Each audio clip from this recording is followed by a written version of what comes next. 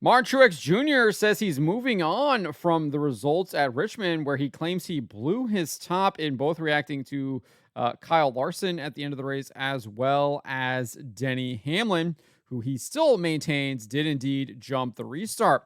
And not only is he saying he's moving on, though, he is questioning how NASCAR will enforce the restarts at Martinsville today. Before we get into this, I'd like to ask you, please hit that subscribe button, hit that bell for notifications so you don't miss any of our future videos here at John Trent Racing. Before we get into what Martin Truex Jr. had to say this weekend, let's go back to Richmond. This was immediately following the race. This is what he had to say to Jamie Little after he came home in fourth behind Denny Hamlin, Joey Logano, and Kyle Larson after dominating much of the race. Let's take a listen.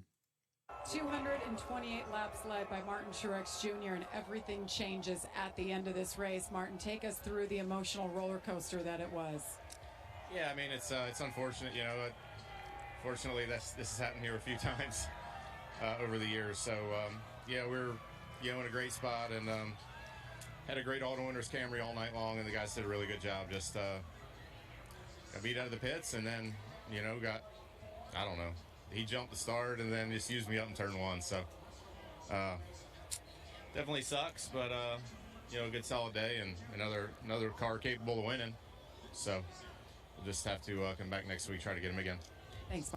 So that is what he had to say to Jamie Little. He would also speak to more members of the press following the race. Let's listen to what he had to say here. This is courtesy of Front Stretch.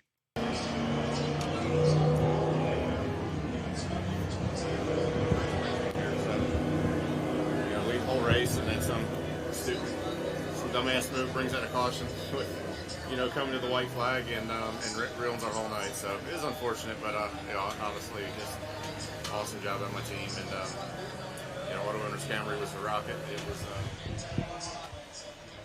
had a race for it, but just got used up in turn one on the restart. What can you make of the contact with the 5 and then of course the bumps to Hamlin there for this race? Yeah, I mean, I felt like 11 used me up down there in turn one, and so I didn't really appreciate a teammate racing me like that.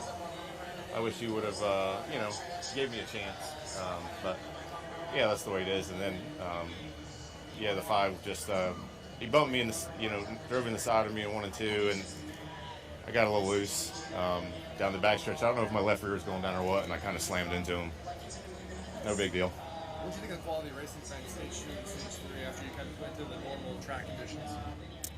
So obviously that is what he had to say immediately following the race. He has changed his tune a little bit. This is what he had to say to Bob Pockrass and other members of the media at Martinsville. I believe this was yesterday after qualifying. Let's take a listen. My opinion's the same. What do you do? Do you feel like you know what the rule is, or no? So, I don't think anyone does at this point. So we did. So how do you approach it going forward? I guess if you try to jump, don't be surprised if they penalize you. I don't know. I don't really understand. It's a black and white rule. You get to the box and you go. I don't really understand what all the questions are about. You go before it, you should get penalized. So in other sports, sometimes referees, if they swallow a whistle and allow the athletes to determine themselves. Should there, and there are rules written that this is what, and sometimes it's let go. Is there ever a time where it's okay to swallow the whistle in this sport to let the athletes or you guys decide it, or is that too egregious? I don't really think it's a good comparison. I mean, okay. I think it's clear as day. It's not a question. You go before the line, it's a penalty. There's ways you can't. There's no data in a football player to know. Some things are questionable. There's ball and strike calls. But that case is not. It's a black and white. It's a you can or you can't call. So I don't really understand what the debate is all about. So you bitter still over last week, or are you over it? No, it's water under the bridge. I mean, it's a race. It's over. I was frustrated. It's aggravating to lead an entire race, dominate a race, and then have it, go away that way because, I think that's like the 5th or 6th time it's happened at Richmond. So you just get aggravated, and it all piles on in a short amount of time, in just 10 or 15 minutes. And, I clearly lost my cool and did some things I'm probably not proud of, but, you move on, you go to next week, and you hope you can, come out on top and do a better job. So he also talked about whether or not he or Denny Hamlin had talked, and this is what he had to say. If you two talk, what was said? Yeah, it's fine. He didn't do anything wrong. Yeah, like I said, it all just piled on really quickly, and I lost my cool. It happens. So I do think when he's saying Denny Hamlin didn't do anything wrong, I guess what he's saying is on the like when he kind of moved him up a little bit. Maybe I'm not sure because he clearly said that the rule is black and white, and he jumped the start, and Denny Hamlin did indeed jump the start, so he broke that rule. So that's what I'm maybe thinking is what he's saying there. Not exactly sure, but let's continue listening. Aggravating the pit crew situation. This guy's used to work with you, and now you have a new group, and just kind of on the money stop. Yeah, I mean, it hurts. It's frustrating. They're working their guts out, trying to fix it, trying to get better. It's not an overnight process. So, unfortunately, it cost us a race last weekend, and hopefully, fingers crossed going forward, we can get past that and do what we need to do. So this is what he had to say just earlier today while he was speaking with Fox on their pre-race show. This is what he had to say. Your points leader and has had success here. It's nice to see you. Thanks for coming by after a crazy week. How comfortable are you today, Martin, with your teammate Denny Hamlin and restarts as we get ready to roll here? Yeah, very comfortable. I mean, we've been doing this a while, been here a bunch of times, and it's business as usual. Last week's over. Well, I think when you look at last week, obviously we're still talking about it, and Clint is so frustrated. Clint is so frustrated. So take me back to that restart. What are you thinking when you go into that box? Are you thinking he's going to go early, or do you think he's going to go at the line? What's the process as a driver? Because I've always explained it. I've been explaining it to these guys. Sometimes you can get away with a little more on the last one than usual. Yeah, I think that was just a little more aggressive than a little bit. So I was surprised. Honestly, at the time, I felt like probably going to go early. It's a tire spinning kind of track. You want to try to get that jump. But I was caught off guard by it. Obviously, everybody was. So, yeah. Today's a whole different day, and we'll see how they enforce the rules. I thought you said the wins will come. It's got to be frustrating, no matter who you are, at the last 4 times you've had a lead, been passed on that lead lap. Does that frustration build? Do you block that out every time you come to race until you get that next win? I mean, you've been a champ, so you know how to ride this. You've been at this a while. Yeah, I mean, look, at the end of the day, we're going to lose a lot more races than we win. That is what is so tough about this sport. And when you have weeks like last week, you have to get over it quickly. You have to move on, and that's what I've tried to do.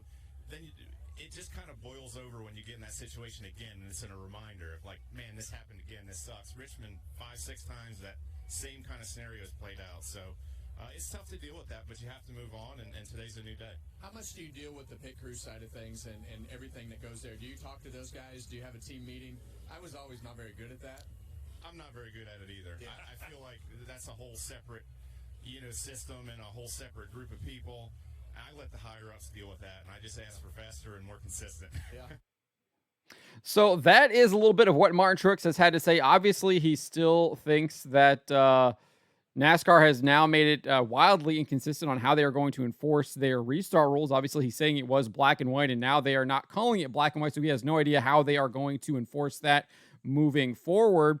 And then obviously, though, he has said that he's kind of moved on from Richmond, trying to put it in the past, and he's going to just keep at the grindstone and try and get out there and get the win here today at Martinsville.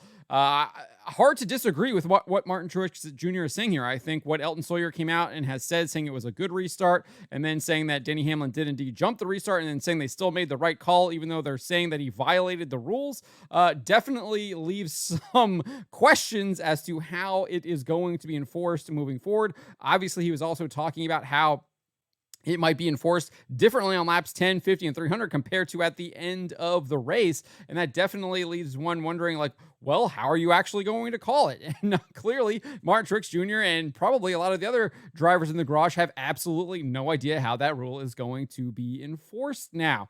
As far as him, obviously, moving forward with the kind of run-ins with Kyle Larson and Martin Truex Jr., or excuse me, Denny Hamlin, I think that is probably what he has indeed done. I mean, I feel like he was already kind of moved over or moved on from what happened with Kyle Larson. Larson was even saying, like, I would just happen to be the guy there that he was taking his frustrations out on. He was probably a little bit more angry at Denny Hamlin than me. And then it does indeed sound like he and Hamlin talked about it over this week, and he's kind of moved on, and he's ready to just get back out there and try and win the race today. But let me know what you guys make of what Martin Truex Jr. had to say here. What do you make of how he's composed himself, how he's kind of still questioning what's going on with NASCAR, but has moved on from potential rivalry being started up against his teammate, and then obviously Kyle Larson there. But let me know what you guys make of this in the comments below.